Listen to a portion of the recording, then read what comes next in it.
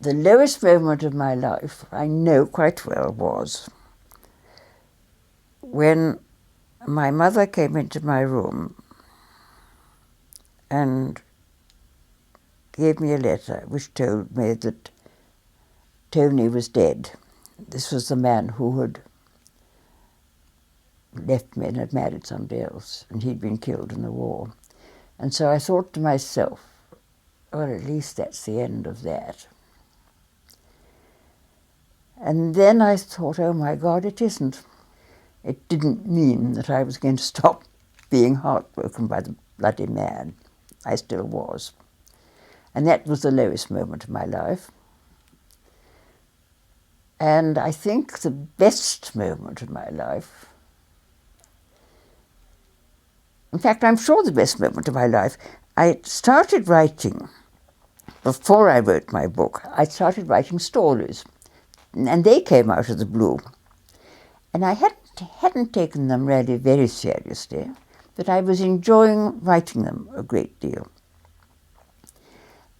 And I had sent one of them off to the Observer, who was having a short story competition. And you had to send it in, and you had to send in you had to do it under a pseudonym. And I had just won a small sum of money on the horse who won the Grand National, who was called either Mr. Who or Mr. What, I can't remember which. And so I used his name. And I think it was Mr. What. And then the year went by, and I really didn't remember doing this at all. It had gone completely out of my head. And on December the 21st that year, which is my birthday, the literary editor of the Observer telephoned me in the office and said, Diana, I think I've got good news for you. And I said, oh good, what is it? And he said, are you Mr. What by any chance?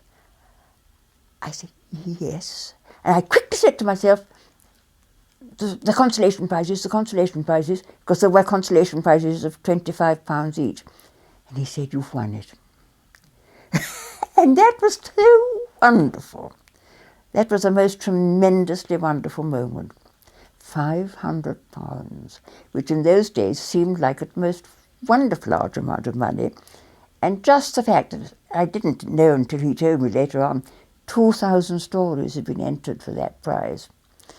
And my story had won it. That was terrific. Pure, pure joy.